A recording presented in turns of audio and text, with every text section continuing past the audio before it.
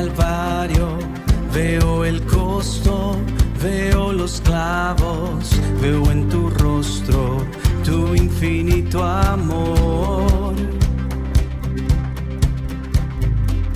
Veo mis culpas, veo mis pecados, veo la deuda de mi pasado, veo en el madero tu radical perdón.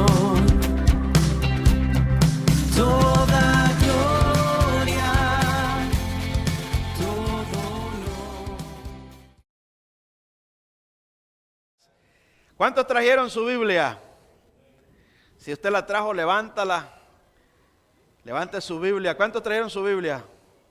Diga conmigo: Jesús salva, justifica, redime, santifica, preserva, glorifica. Amén. Leamos la palabra de nuestro Dios en la carta a los Hebreos capítulo 4, versículo del 1 al 4. Vamos a tomar esa porción, hermanas y hermanos, y seguimos con nuestro estudio de la carta a los Hebreos. Una carta maravillosa donde nos habla acerca de la supremacía de Cristo, del dominio de Jesús. Jesús es superior a todos, superior a Moisés, superior a los ángeles, superior a todos los reyes que Dios usó en Israel, superior a todo. Él es el que tiene el control, Él es el mismo Dios que vino a esta tierra. Hebreos capítulo 4, y yo quiero hablar acerca del reposo, el reposo del pueblo de Dios, el reposo de nuestro Dios, el reposo que Dios da, porque aquí este es un relato histórico que nos lleva hasta el Antiguo Testamento, el Pentateuco, cuando Dios allá habló y le prometió el reposo a Israel, y luego en el tiempo de Josué, el pueblo iba a entrar a la tierra prometida, pero tuvieron dificultades. Ya lo estudiamos el domingo pasado. Así dice el Señor, todos juntos a una voz. Hebreos capítulo 4, del versículo 1 al 3. Al 3 vamos a leer. Así dice el Señor, todos juntos. Dice el texto maravilloso de Hebreos capítulo 4, versículo 1. Temamos, pues, no sea que, permaneciendo aún la promesa de entrar en su reposo, alguno de vosotros parezca no haberlo alcanzado. Porque también a nosotros se nos ha anunciado la buena nueva como a ellos, pero no les aprovechó el oír la palabra, por no ir acompañada de fe en los que la oyeron. Pero los que la hemos creído, entramos en el reposo, de la manera que dijo: por tanto juré, en mi ira no entrarán en mi reposo, aunque las obras suyas estaban acabadas desde la fundación del mundo. Porque en cierto lugar dijo así del séptimo día, y reposó Dios de todas sus obras en el séptimo día. Padre, gracias te damos, eterno soberano. A ti damos honra y gloria, Señor, por este gran privilegio que nos das este día de abrir las sagradas escrituras. Te rogamos, Señor, que abras el entendimiento de cada uno de nosotros. Edifica la iglesia, Señor, a través de tu palabra. Y también, Padre amado, provee, Señor, ese verdadero arrepentimiento a nuestros amigos y amigas. Muestra a Cristo, Señor, a través de esta predicación. Y guíanos, sana a los enfermos, salva a los condenados y fortalece, Señor, a los débiles. Levántanos, todo te lo pedimos en el nombre de Jesús, Señor nuestro, amén. Y amén. Puede tomar su lugar, amados hermanos y hermanas.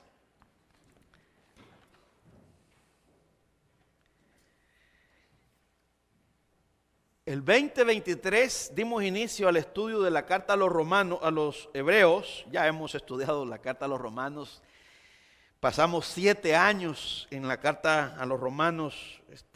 Fue un deleite para mí. Así empezamos la obra allá por el 2009. En abril empezamos estudiando el verdadero evangelio. Comenzamos con la carta a los romanos, pero hoy, hermanas y hermanos, hemos tomado la carta a los hebreos. Esta es una carta escrita por un hombre anónimo. El autor no se revela, pero se cree que el apóstol Pablo tuvo que ver con esta escritura. Dios lo usó, así como lo usó para las demás cartas paulinas. La carta a los hebreos revela mucho también el carácter del apóstol Pablo, de todo su mensaje, de todo lo que él predicaba. Y el escritor a la carta a los hebreos es un judío que conocía la tradición, porque habla mucho acerca de la tradición, de los ministerios sacerdotales, la función de los levitas, la función de los sacerdotes, de los reyes, de todo el pueblo, de la ley de Dios, de las profecías, del Mesías. De todo eso nos explica y nos está hablando acerca de que Jesús es el blanco en el Antiguo Testamento, es el objetivo de todas esas profecías, y también nos va enseñando que se han ido cumpliendo, y a la misma vez, hermanas y hermanos, Él nos va haciendo una aplicación a nosotros en este tiempo y nos va enseñando de aquel pueblo con el que bregó Dios en el Antiguo Testamento, el pueblo hebreo. Una historia paralela a la nuestra, una historia de hombres y mujeres débiles que fueron también alcanzados por la misma gracia, al igual que nosotros. Algunos perecieron, pero nuestro Dios es bondadoso. Hermoso texto el que tenemos, la carta a los hebreos. Así que hoy vamos a ver, hermanas y hermanos, ese reposo que aparece allí, en el capítulo 4, el verdadero reposo. En este texto hay personas que se han confundido, porque hay un grupo de hombres y mujeres en el mundo que practican el sábado, guardan el sábado y creen en Jesús. Entonces, hay personas que también le exigen a los cristianos que guardemos el sábado. Nos piden, dicen, ¿por qué ustedes no guardan el sábado si está en la ley de Dios? ¿Qué diría usted? ¿Cómo le responde usted a una persona que guarda el sábado, que descansa? Bueno, aquí es lo importante de conocer las Sagradas Escrituras. Al pueblo de Israel en la ley se le agregó que guardaran el sábado. Y el propósito por el cual ellos iban a guardar el sábado era para meditar en la palabra de Dios, para recordar las promesas de Dios, los pactos de Dios y la venida del Mesías. Pero no era para que se acostaran panza arriba en una hamaca o en algún banco y estuvieran ahí comiendo y todo. No era para eso. Era para meditar. Ese era el propósito número uno. Claro que venía incluido ahí el descanso físico. Pero cuando llega el Nuevo Testamento nos damos cuenta que ellos dependían del día de reposo. Ellos pensaban que si guardaban el día de reposo, ellos merecían todo la salvación eterna. Viene Jesús y comienza Él a obrar en el día de reposo y comienza a hacer milagros, y se incomodaron de tal manera que comenzaron a perseguirlo. Y era uno de sus argumentos que levantaron contra Jesús, diciendo: este hombre quebranta la ley porque no guarda el sábado. Y Jesús en algún momento les dijo: bueno, mi Padre y yo hasta el día de hoy trabajamos. Mi Padre no se puede cansar porque Él es eterno. Él no descansó. El texto de Génesis 2, capítulo 2, versículo 1 y 2, donde dice que Dios reposó, no está hablando de que Dios se cansó y entonces dijo: Dios, necesito tomarme un break. No, Dios no se cansa. Él no es humano. Y en la llegada de Jesús llegó el mismo Dios. Entonces Jesús dice: yo y mi Padre, el Padre está aquí. Entonces yo soy el Señor del sábado. El día no fue, el hombre no fue creado para el día sábado, sino que el sábado fue creado para el hombre. Pero hoy está al revés. Parece que el hombre está sometido al día sábado y el sábado es como que lo gobierna. Y el hombre es su esclavo del sábado. Entonces Jesús dice: no, las cosas tienen que ir como son, al derecho. Ustedes se han puesto, ¿verdad?, como cuando uno se pone una camisa al revés. No, tiene un lado que es el correcto.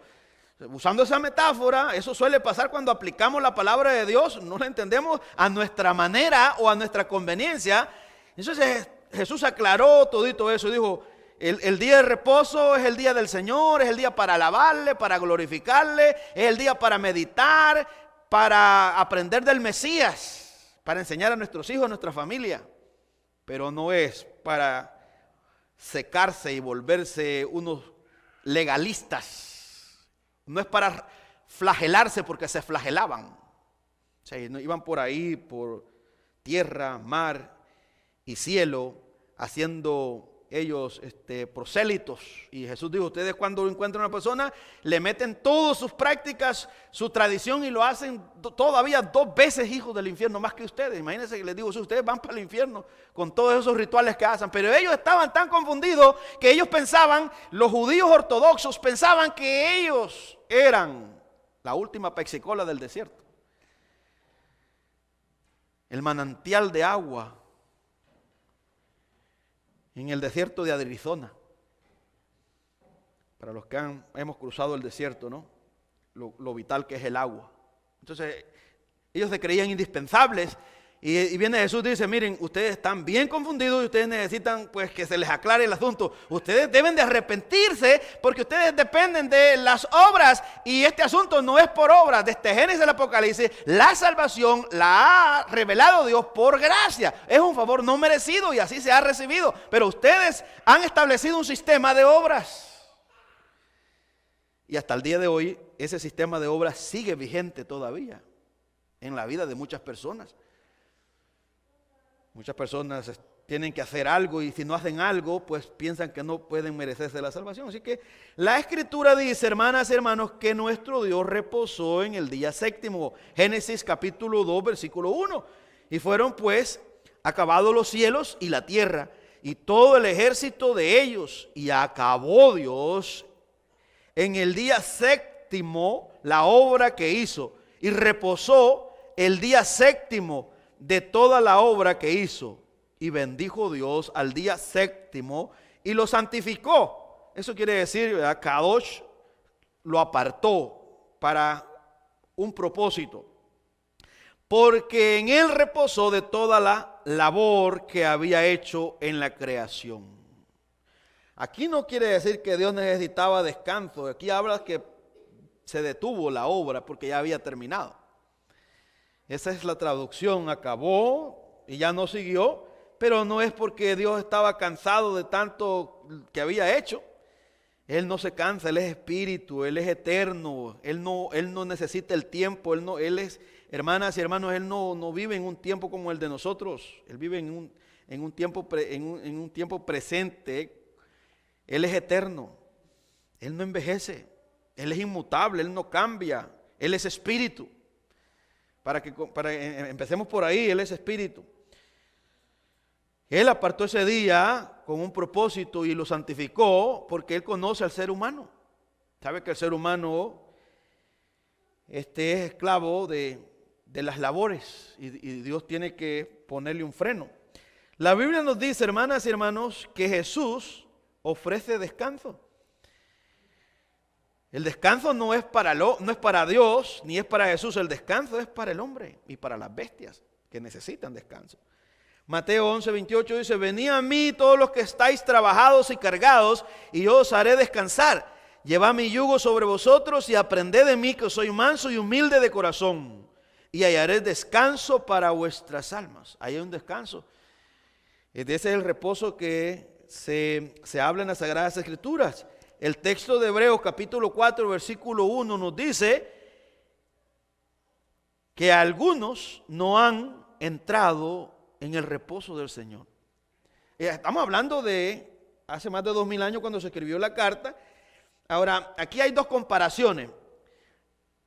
En el capítulo 3, lo estudiamos la vez pasada, la incredulidad le titulé el mensaje, para ver cuál fue la raíz por la cual cayó un grupo de personas en el desierto y perecieron. Toda su rebeldía, toda su murmuración tuvo su origen en la incredulidad. Porque ese es el pecado imperdonable Y esa es la raíz de todos los pecados, la incredulidad. Cuando nosotros comenzamos ya a no confiar en Dios, cuando no creemos en el Señor, entonces comenzamos a incomodarnos, todo nos molesta. Entonces el problema está ahí, en la incredulidad. Entonces ya nos incomoda hasta la palabra de Dios, nos incomoda el lugar, nos incomodan los hermanos, nos incomoda todo, incluso hasta nuestra propia vida nos molesta. Es la incredulidad que hace eso, que te lleva a todas esas manifestaciones. Esa es la raíz. Y eso te lleva a una conclusión negativa, porque está, digamos, garantizada el fracaso. Y con esa incredulidad va a aparecer una y otra vez la duda y va a querer engañarnos. El pecado, allí lo dice en Hebreos capítulo 3, que nos engaña. Así que en el tiempo del apóstol, en el tiempo que se escribió la carta a los hebreos, había persecución, había sufrimiento, había hambre, había una hambruna en Jerusalén, habían terremotos, habían sequías.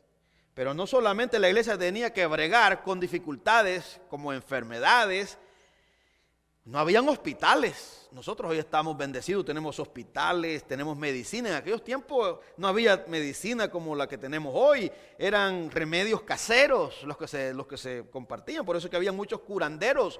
Por eso es que a Jesús se le llamaba el curandero de la zona de Galilea.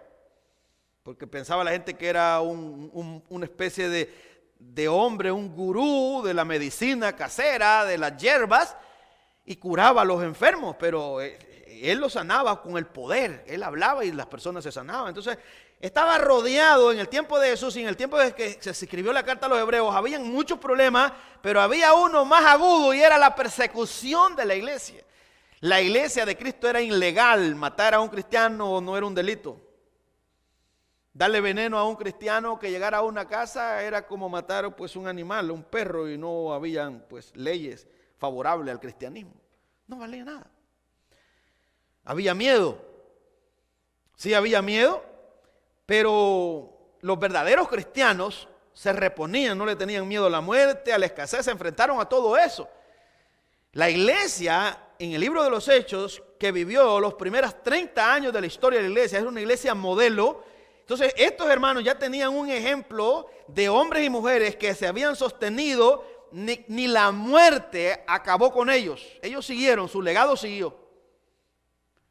Fueron quemados, los embarraron con brea, Nerón, y los ponían en una estaca, vivos, y ahí les daba fuego para salir a caminar con sus perros en su palacio.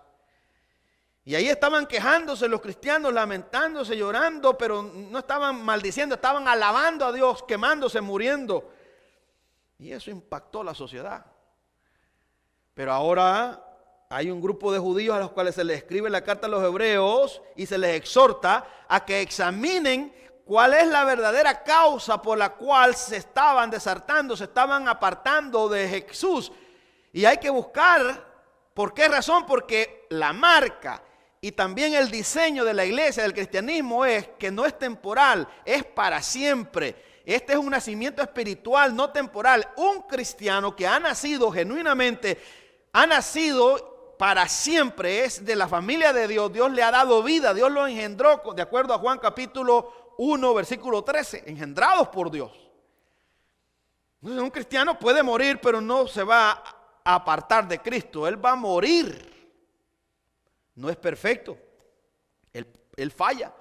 Todos fallamos. Estamos en un proceso. Los pastores fallamos. Hasta el mismo Moisés no entró a la tierra prometida porque también falló. Aarón, María, todos los líderes. El único que quedó en pie solamente fue Josué y Caleb.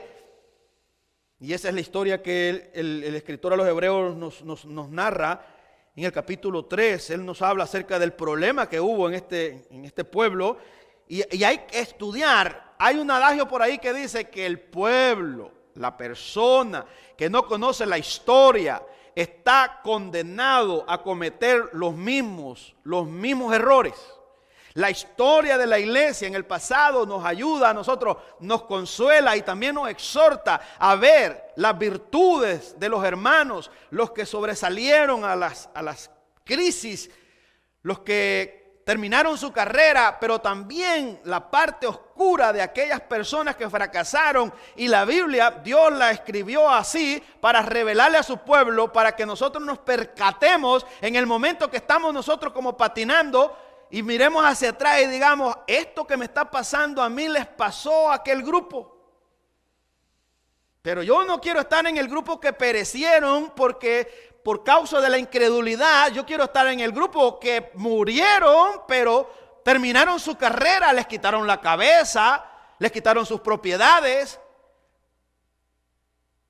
los encarcelaron, aguantaron hambre, aguantaron frío, anduvieron desnudos, anduvieron descalzos, pero nunca se apartaron de Jesús. Ahí quiero estar yo. Ve, hay dos grupos de personas que siempre van a estar. Hay un grupo que no quiere sufrir, pero dicen que creen en Jesús, pero no entienden que el cristianismo está implementado con sangre. La sangre de los mártires en el pasado nos marca a nosotros el destino que está rodeado de problemas, de dificultades. Pero Cristo dijo, confiad que yo he vencido todos los obstáculos. En el mundo tendréis aflicción. Él nos presenta un paraíso. Jesús nos dice, aquí está el paraíso, paren de sufrir, me creen en mí y ya no se van a enfermar. Creen en mí y ustedes van a ser los más ricos de la tierra. Creen en mí y ustedes van a ser los campeones, ustedes van a ser los empresarios número 1. Crean en mí y sus familias no se van a divorciar. Creen en mí y sus hijos van a ser los más obedientes, los más sumisos. No, no, no, no, no, no, requete no. Eso no es lo que Jesús dijo. Jesús dijo, toma tu cruz y sígueme. Toma tu cruz, eso quiere decir, toma tu sufrimiento, tu muerte. Y el que no esté dispuesto a tomar su propia cruz no es digno de mí. Eso es lo que ha prometido Jesús. Jesús dice, bueno, eres salvo por gracia, pero debes de saber que el diablo va a querer evitar a toda costa que tú llegues a la eternidad. Él va a estar tentándote una y otra vez y va a usar tu pecado y tú debes de discernirlo. Aquí entonces hay un reposo, hay un descanso. Si volvemos a la historia, volvamos un poquito atrás. Capítulo 3, versículo, vamos a leer desde el versículo 12 del capítulo 3. Dice, mirad, un llamado así, mirad. Este es como un imperativo, mirad, es una orden, mirad. Presta atención que esto es muy serio. Muy importante. Mirad, hermanos. Esto es para cristianos que ya tienen su fe en Jesús. Mirad, hermanos, que no haya en ninguno de vosotros corazón malo de incredulidad para apartarse del Dios vivo. Corazón malo de incredulidad, malagradecido, que no valora todas aquellas batallas que ha pasado. Y aquí, si miramos al pueblo, el pueblo olvidó que salió de Egipto después de haber estado esclavizado 400 años y Dios trajo todas las plagas y los preservó, los liberó y los pasó el mar rojo en seco. Pero en el desierto comenzaron a murmurar. ¿Por qué murmuraron? ¿Por qué? Por la incredulidad. Esa es la raíz del problema. Y es el mismo problema que tenían los hermanos en el tiempo del Nuevo Testamento, como es el mismo problema que tenemos en el siglo XXI, por el cual muchas personas andan como ovejas sin pastor, no echan raíces en ningún lugar. Se molestan, no, aquí no me gusta esta iglesia, voy para otra, aquí no me gusta. Entonces el problema no está en el grupo, en ninguna iglesia, el problema está en su corazón.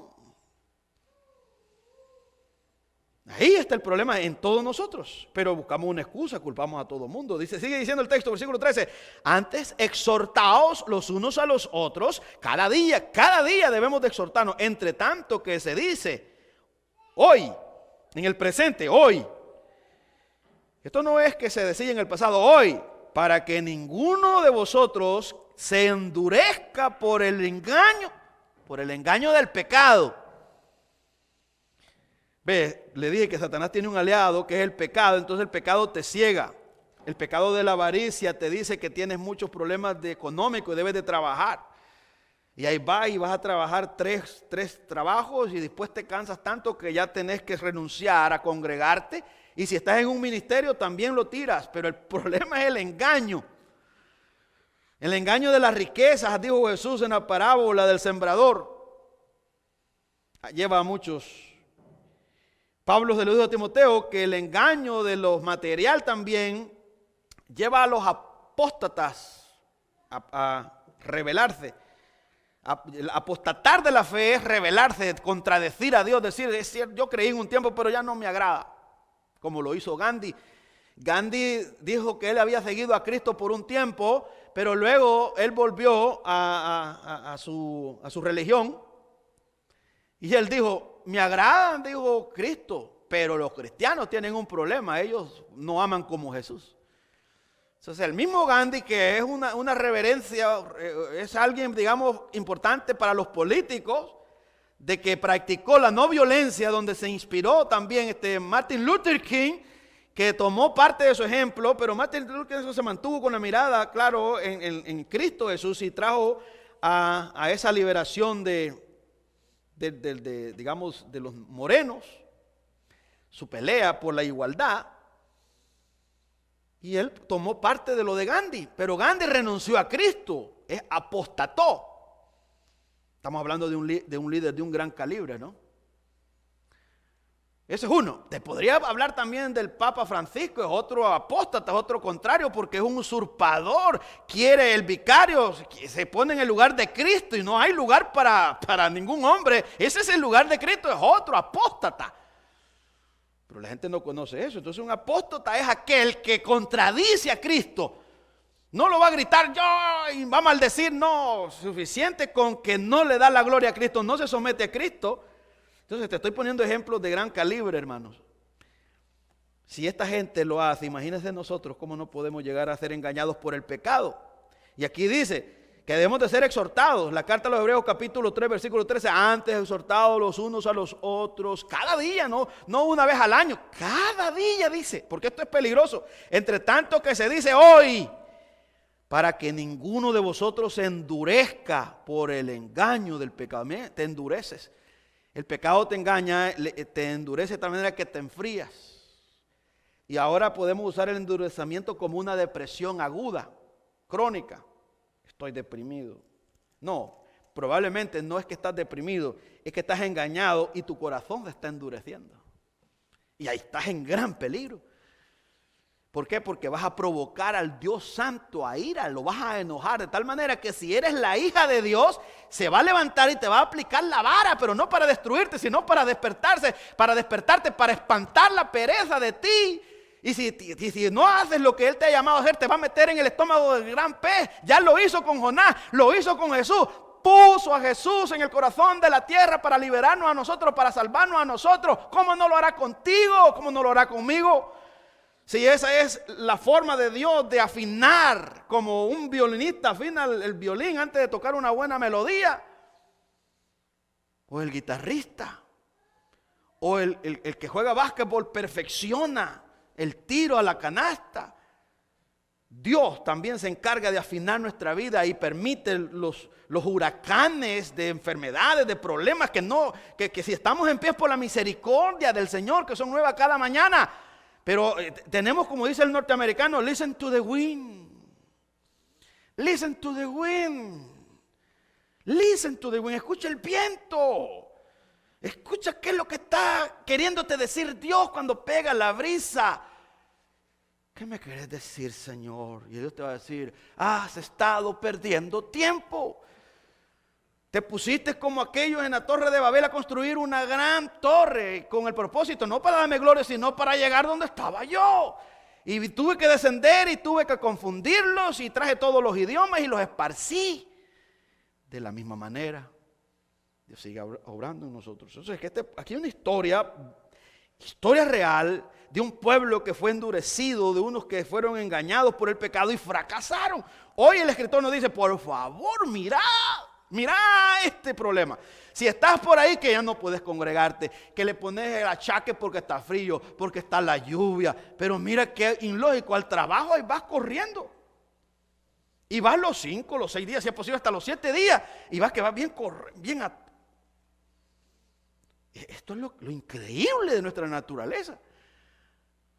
Anoche ayer tarde hablaba con una señora y venía saliendo de un restaurante, dijo, comí, dice, como una cerda, decía.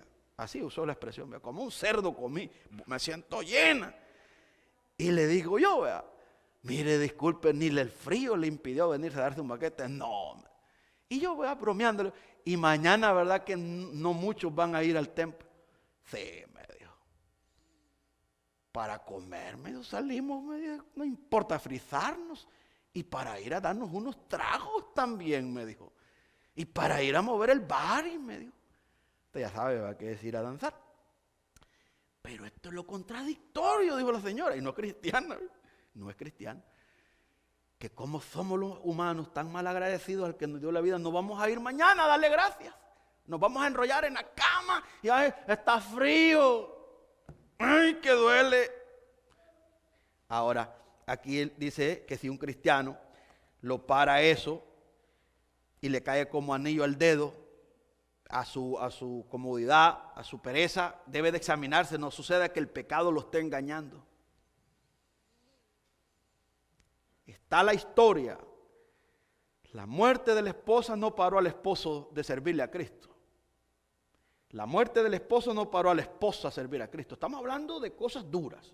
La enfermedad del hijo, la muerte del hijo o de la hija no paró a ese padre para servirle a Cristo en el pasado. Los verdaderos. Los falsos cayeron, se noquearon. En la aflicción no sirvió para ablandarlo, sirvió para endurecerlo. En lugar de acercarse a Dios, salieron huyendo. El dolor, la tristeza, la aflicción va a dar dos resultados. Uno es, te arrodillas, tiemblas y le dices, Señor, ¿para qué? Y la otra es, te vas a enojar, ¿por qué a mí? ¿Por qué a mí? ¿Por qué a mí? ¿Por qué a mí? ¿Por qué a mí? Y te vas a ir yendo al abismo.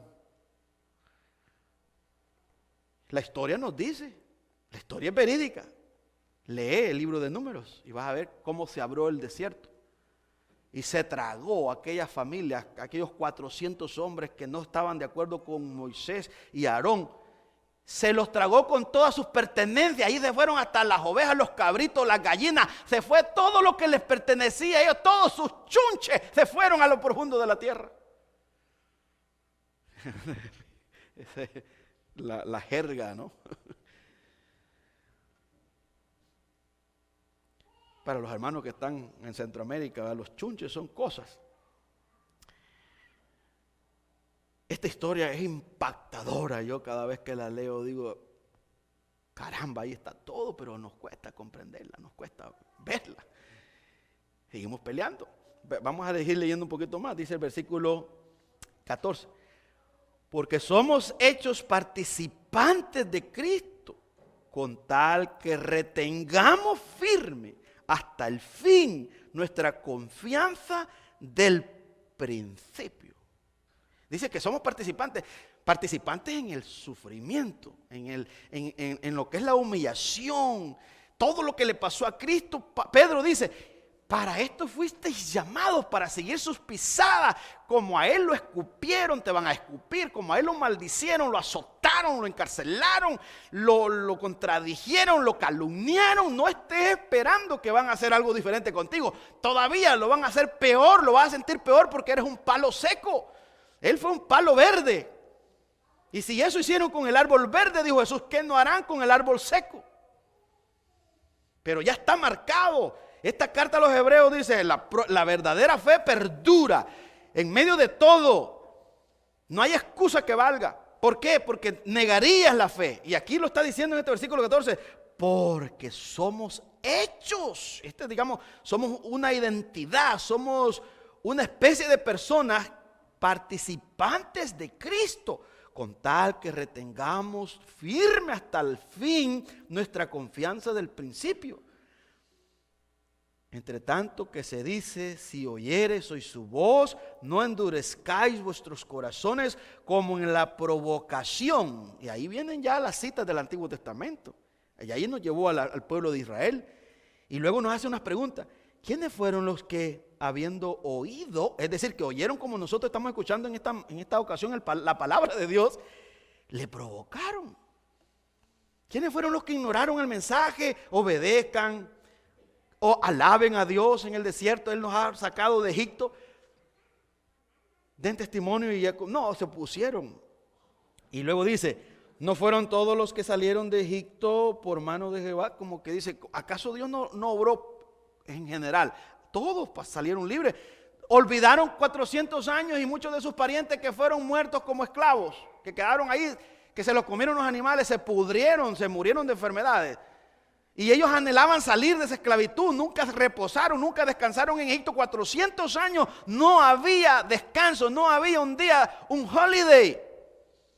No había un día feriado para los judíos, eran instrumentos, eran herramientas, eran animales, eran poca cosa, no eran nada, no servían para nada. Lo único que para lo que servían era para hacer bloques, para hacer edificios, pero no tenían ningún valor para la cultura egipcia, para Faraón. Faraón se quedó sorprendido. Hay un Dios que es el Dios de este pueblo. Y herían, porque no los dejaban ni que se bañaran. Dice, los egipcios ni llegaban ahí a Gosén porque vomitaban.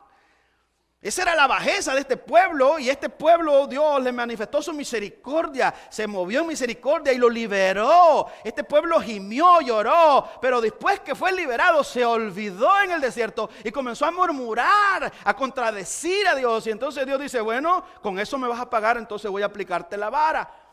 Aquí yo mando, yo soy santo, yo soy justo. Ustedes rebeldes no me creen, yo les he mostrado mi amor. Allí está el agua, allí está el maná, allí está la carne, allí está la columna de fuego para darles calorcito en el frío en la noche, para guiarlo, para también reprender a las fieras que andan por ahí. Y ahí está mi nube para protegerlos de la calor del sol que quema en el desierto. Ustedes no pueden contemplar mi bondad, mi amor, mi misericordia. La gracia mía no la pueden ver, y en lugar de darme alabanza están contradiciéndome. Bueno, entonces aquí tienen mi justicia, aquí tienen mi vara. ¡Bum! Se abre el desierto y vienen unos escorpiones, vienen unas serpientes venenosas y se mueren una gran cantidad de hombres y mujeres. ¿Y quiénes fueron? Aquí no hay el dicho justo por pecadores. Allá afuera hay un adagio que dice, estamos pagando justo por pecadores. Con Dios no, Dios le aplica su justicia a cada persona y le da conforme a como lo merece. No hay injusticia en Él. Él es bondadoso. Y Él es perfecto. Él no tiene errores. Pasamos una pandemia. Se han muerto pastores, se han muerto hermanos cristianos como se han muerto incrédulos. ¿Acaso Dios está azotando a la iglesia que compró y la está tratando como a los pecadores? No. Pero parece que Dios quizás nos está diciendo algo con estas dificultades. Quizás nos hemos acoplado o quizás nos hemos ido por otro lado, y Él nos está sacudiendo diciendo, despierten. Despierten, que ustedes han olvidado el propósito por el cual yo los salvé. Yo los salvé, Cristo, yo los salvé para hacer mi iglesia. Yo los compré con un alto precio, pero ¿para qué? No para que sean esclavos materialistas, no para que sean así personas interesadas que quieren solo cosas materiales terrenales, perecederas, sino miren la vida eterna. Y miren la profesión que yo les he dado, mi vocación de ir y predicar el evangelio. Ustedes son dadores de vida, pero ustedes no están dando vida, ustedes están dando muerte con su rebeldía. Entonces Dios se ha ido llevando a algunos hermanos. Y estaban jóvenes, dejaron un gran templo. Uno cualquiera se puede decir, ¿cómo es posible que Dios se lleve pastores jóvenes de 40, 50 años y les queda todavía mucho? Hombres que tienen madera. Nosotros debíamos de estar asustados y decir, si se lo llevó a ellos, que estaban entregados predicando la palabra de Dios y tal vez se evitaron cosas materiales, placeres, por glorificar a Dios, y Dios se lo llevó. ¿Qué nos quiere decir el Señor? Bueno, la carta nos está diciendo el problema y la salida. Dice que todos ellos no entraron en el reposo, no descansaron, perecieron. Versículo 16, ¿quiénes fueron los que habiendo oído le provocaron? Oh, hermanas y hermanos, cuando usted no obedece la palabra de Dios, es un peligro grande. Es grande. Porque imagínate, usted, Dios le dice, ¿verdad? Dios es omnisciente, lo sabe todo. Dios le dice, mira, hija, hijo, esta es la raíz por la cual estás batallando.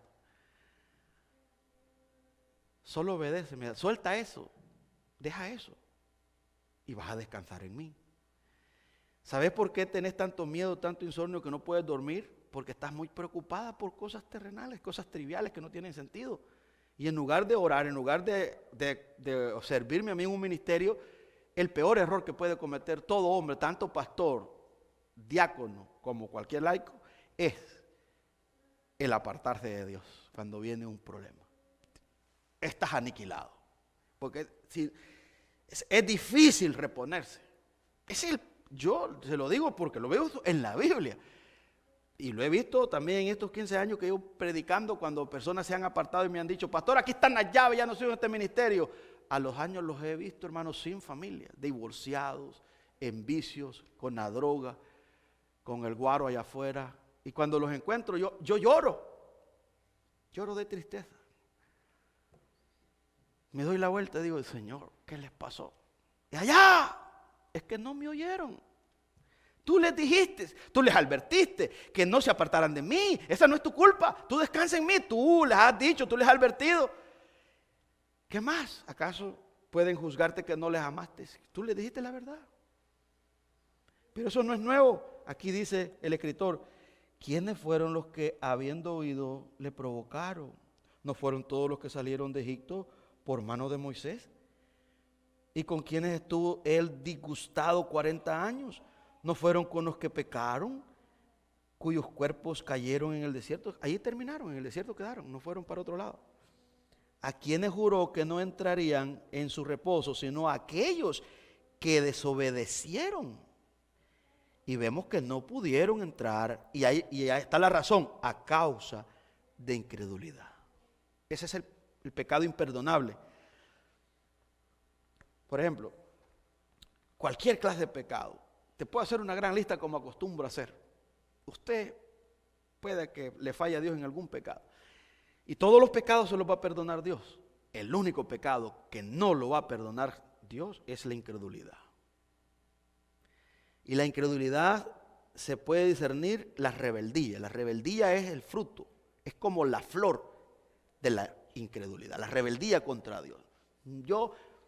Esta es mi vida, así creo yo, así yo interpreto la Biblia. Esa es rebeldía.